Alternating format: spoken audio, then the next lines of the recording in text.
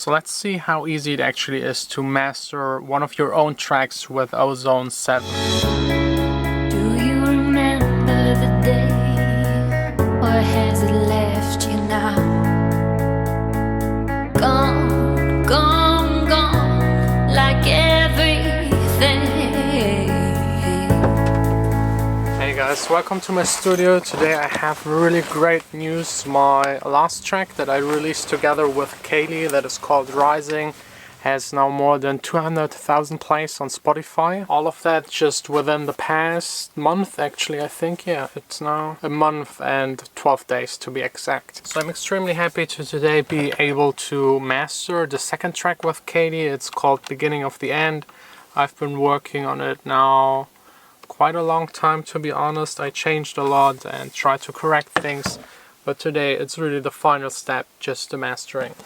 I'm by no means a mastering engineer, but since it's one of my own tracks and it gets released pretty soon, I'm doing it myself. I've also mastered quite a lot for friends, but I'm not really specialized in mastering. But with plugins like Izotope's Ozone, you can get pretty close to what a mastering engineer could do, and when you are a mastering engineer, you can really get the most out of it. Even my mastering engineer, who's also the one that did all of the masterings for Robin Schulz and a lot of other EDM guys, he used on my last track in his studio Ozone, I think, for the limiting and also the compressor, although he has a ton of outboard gear.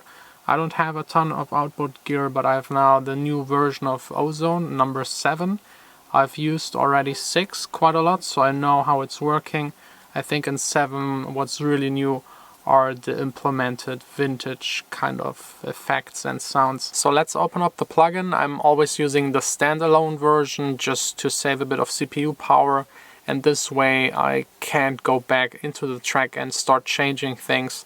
If I have the possibility to go back into the track and change things, I usually do, and then the mixing takes forever and I'm never getting finished. So the mixing process is done.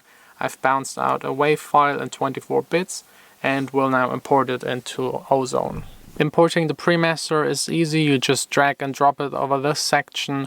Then you select the main part of the track, here in this case, of course, the chorus, where everything is happening. There is a second plugin I like to have opened at the same time when I'm doing the mastering. It's called Span. It's an analyzer. This doesn't mean I'm mixing by looking at the analyzer. It's just there to double check if I'm just way off. For example, if I'm using one of the bands, an Izotope, for the compression, and I just listen to it, to the bass and the kick, then when I turn it off again and I listen to the entire track, it sounds way too top heavy just because my ears are so used to listening to the low part of the track. So by having the analyzer open, I can just double check and make sure I'm not like way off. But at the end, as I said, it just counts what it sounds like. To be able to use the span in between of the plugin and my output, I'm using another plugin called Audio Hijack. It's putting kind of in between of the system audio and the output audio. Any plugin you have on your computer, I have here the span, sometimes a sound delay if I'm watching movies and they're a bit off with the lip syncing, but you can also put a compressor in between, a limiter, just whatever you have on your computer as a VST or AU plugin. Every time before I start with the mastering, I just listen to the track at least 3 times.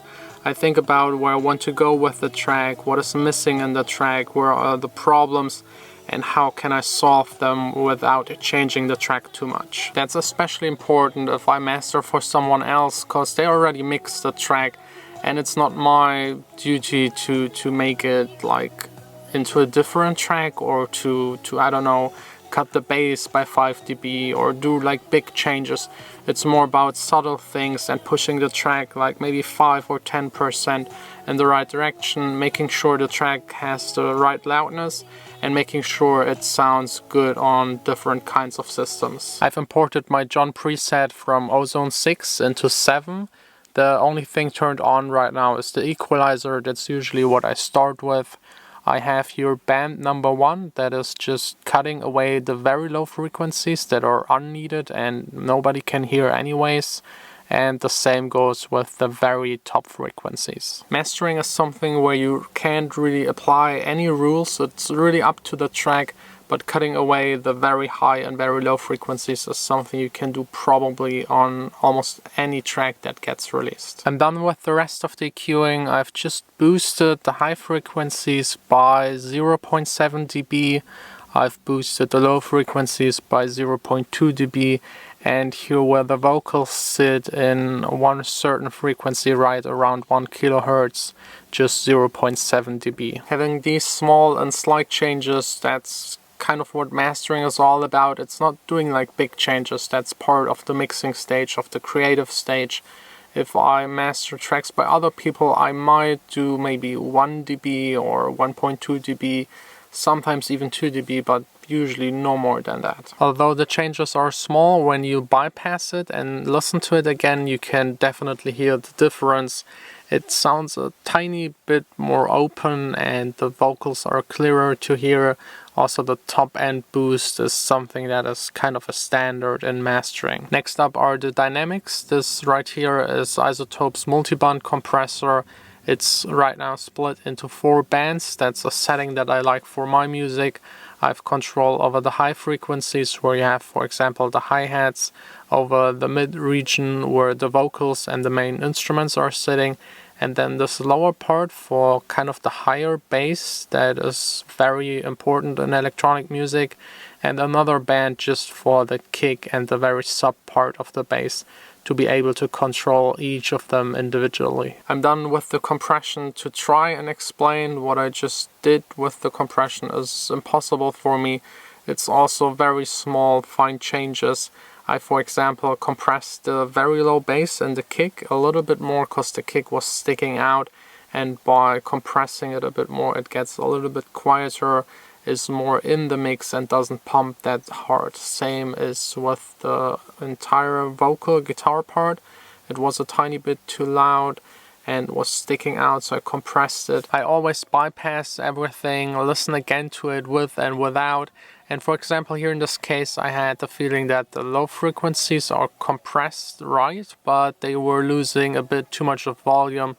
So I went back into the equalizer and added a tiny bit of low shelf in the sub frequencies. Next up is the exciter. It's split into the 4 same bands that give me control over each of them. I usually go with the warm setting. I once tested all of them, and I think warm and tape are the ones to go with, at least for my kind of music.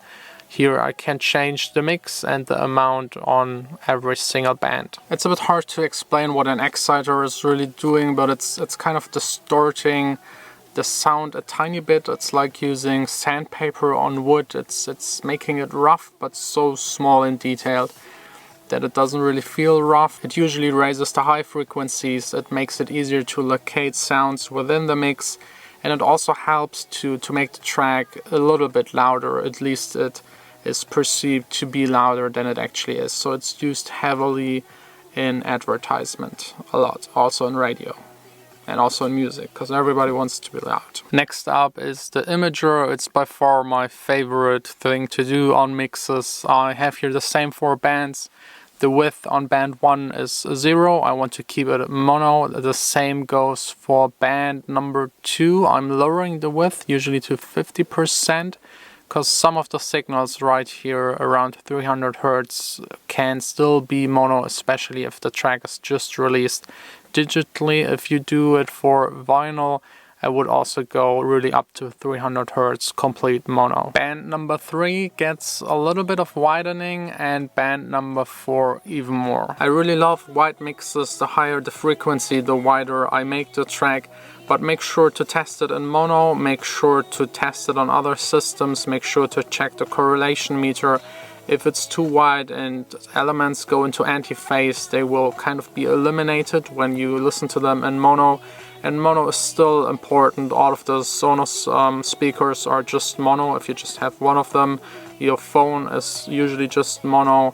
A lot of boomboxes are mono, so you have to make sure the track also sounds good listening to it just with one speaker. Last plugin in the chain is the maximizer. You just lower the threshold, you turn it, the louder your mix gets.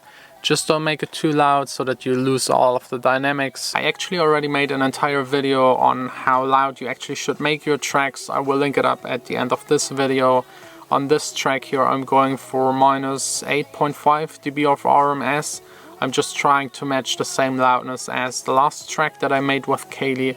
Both of the tracks are similar and I want them to sound also similar from the mastering. By far my favorite feature is this little ear. If you click it, you can bypass and compare your mastered and not mastered version at the same loudness. Now that I'm all done with the mastering, I've just realized that actually one of the biggest changes of Ozone 7 is that you can load in other plugins into the mastering chain, which is just amazing. So I can use my SSL compressor also for this mastering part, and this entire thing here with audio hijack and using span, I actually don't need it. I can just load span now right into Ozone. You just click here to insert a new module. These are the ones you can use for Ozone. The new ones are the vintage EQ, the vintage tape, the vintage compressor, the dynamic EQ, which we already know from Neutron, the post equalizer, and a vintage limiter. But here at the top you can click onto plugin and select one of the plugins you already have, and here on the Voxengo I can just use the span, which is amazing. That's exactly one of the changes that I wanted for Ozone 7. It's good that I found it out before doing 4 more masterings for friends of mine. That's the main task for the rest of the day, besides of business stuff, and maybe continue working on the song idea that I started yesterday. I still remember that lifetime ago. We were someone else then. Who are we now? Who are we now? Here at the beginning of the end. The new song idea starts sounding like a real track, so I think I will finish it. I also kept on testing the Ozone 7. I used it on all of the 4 masterings. I have to say the new plugins that have this vintage feel to it are really nice, but the thing that I like the most is that you can actually insert other plugins. This makes Ozone 7 so much more versatile, and there's actually no reason to use anything else for your mastering, except maybe for some outboard gear. There are actually just 2 little things that I'd like to see improved. One of them is that when you actually hit the bypass and then switch to mono, you can't compare the mastered and not mastered version in mono with the bypass. The bypass is also bypassing the mono. I'm sure this is something that could be easily fixed in an update. The second thing that bothered me a bit is that there's always a gap in between switching between the analog and digital mode. This makes it harder to compare the two, so I'd like that to be seamless, but I'm sure it's just not technically possible, at least at the moment. So if you're interested to try out Ozone 7, I will leave a link down below where you can get a demo version, test it and try it. It's definitely worth it. It makes mastering just so much easier. It also comes with a ton of presets that are a good starting point. It's now again past 10. I came here in the dark, leaving again in the dark just to head back home, get something to eat, sleep, and come back here again and work probably on this new track idea. It's fun. It doesn't sound like fun, but it's really fun. I just love being here in the studio and making music. I'm just done editing. It's 3 something in the morning and I've realized it's actually daily vlog number 200, so I missed the opportunity to do something special. Let me know if you have any suggestions what I could do as a special daily 200 vlog video.